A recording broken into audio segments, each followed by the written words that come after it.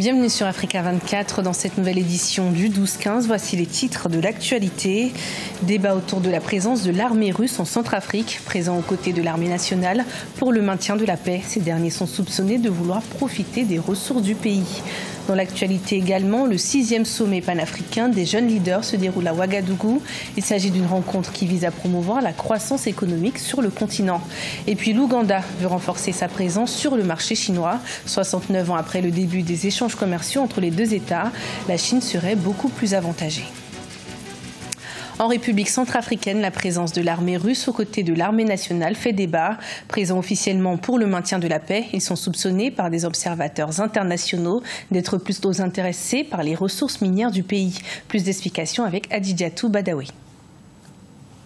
Nous sommes en 2013 lorsque les luttes territoriales entre factions de l'ex-Séléka suscitent l'expansion du mouvement anti-Balaka dans l'est de la Centrafrique. Depuis lors, le pays est sous l'emprise des violences difficilement maîtrisables. Sur le terrain, l'armée nationale est assistée par la MINUSCA et la recrudescence des violences suscite de nouvelles interventions internationales, d'où la présence russe. Mais selon certains observateurs, la présence des forces étrangères pourrait avoir des enjeux économiques. C'est une évidence que la RCA regorge d'énormes richesses minières. Donc ce sont ces richesses-là qui attirent les puissances étrangères. Aujourd'hui, avec l'arrivée des Russes, on comprend que RCA est devenu le terrain d'une rivalité beaucoup plus étrangère que centrafricaine. De son côté, le gouvernement centrafricain tente par tous les moyens légaux de restaurer la paix. Ces derniers mois, le président Faustin Archange Touadéra a mis en place plusieurs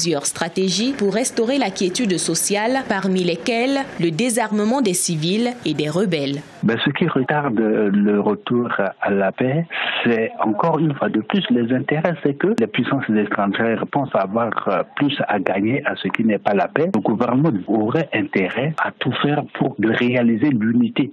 Même si dans les rues centrafricaines, les frustrations se lisent sur les visages des populations, les forces armées jouent leur partition. Selon les chiffres officiels, l'armée nationale compte environ 7000 hommes. Le 6e sommet panafricain des jeunes leaders se poursuit à Ouagadougou, la capitale burkinabé. Jusqu'au 10 août, plusieurs sujets liés au développement, à la croissance économique et à la jeunesse y seront abordés.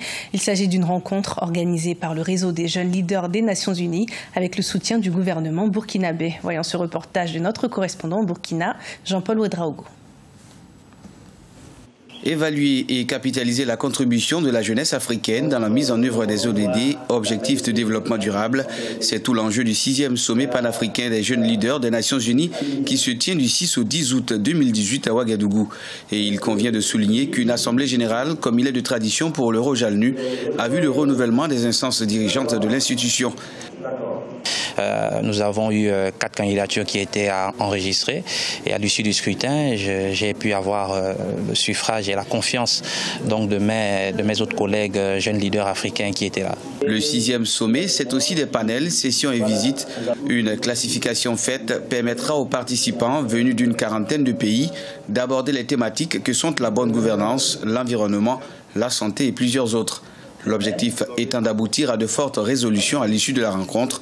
D'ailleurs, le thème retenu pour cette édition est vers l'appropriation des objectifs du développement durable ODD, la contribution des jeunes au cœur du plan de rattrapage du VIH 90-90-90 et la capture du dividende démographique. J'attends des résultats concrets dans l'optique d'éradiquer, de réprimer la corruption et d'emmener la jeunesse à être un catalyseur, un acteur fiable. Notre présence ici n'est rien d'autre que de venir encourager pour que la jeunesse africaine prenne le dessus des choses, pour que les 17 principes d'objectifs de développement durable puissent être atteints d'ici 2030. Ce 6e sommet se tient après la dernière édition tenue à Libreville, au Gabon en 2016. Dans l'actualité également, au Niger, les inondations liées aux fortes pluies ont causé de nombreux dégâts. Le bilan actuel fait état de plus de 49 personnes sinistrées et 22 décès. Plus de 2000 personnes seraient actuellement sans abri dans la capitale Niamey. Le gouvernement et les associations caritatives ont commencé la distribution de vivres et de vêtements. L'Ouganda veut une collaboration plus équilibrée avec la Chine.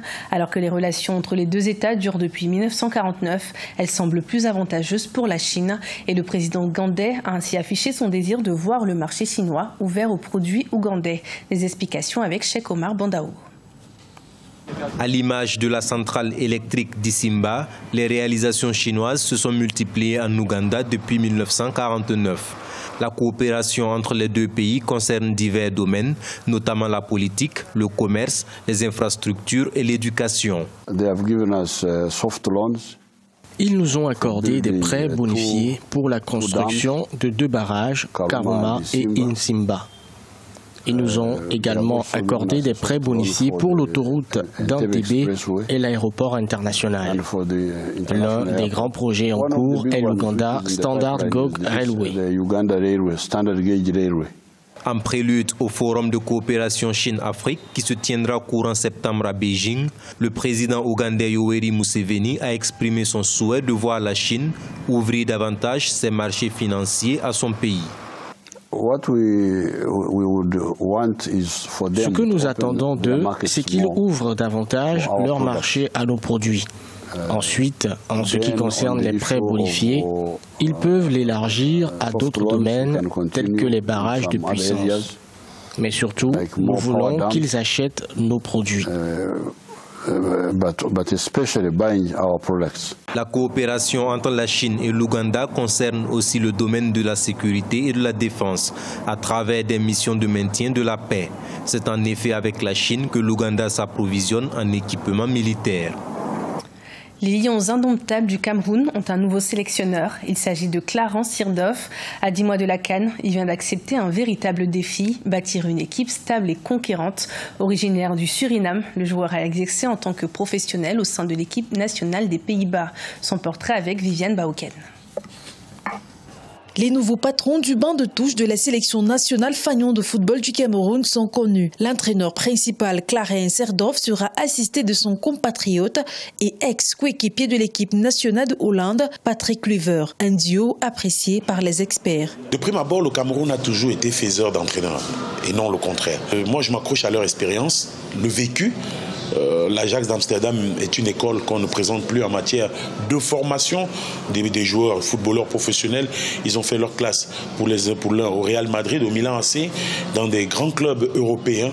Honnêtement, j'ai confiance en ce nouveau staff. Je crois en ce nouveau staff parce que je pense qu'il y a du charisme, il y a de la personnalité, ce qui est nécessaire pour entraîner les Lions indomptables du Cameroun. Ces 2 techniciens de haut niveau ont été choisis dans l'optique d'une préparation sérieuse, rigoureuse de la sélection nationale du Cameroun. Leur mission, bâtir une équipe stable et conquérante, capable de maintenir son titre de champion en 2019.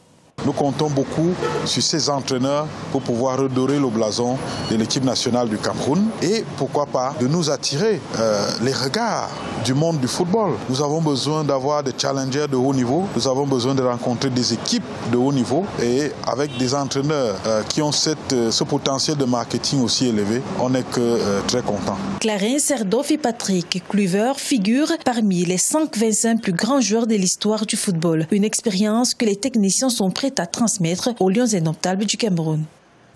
Ce journal a été préparé par l'ensemble de la rédaction. Merci de votre fidélité. Retrouvez dans un instant une nouvelle édition de l'information sur Africa 24.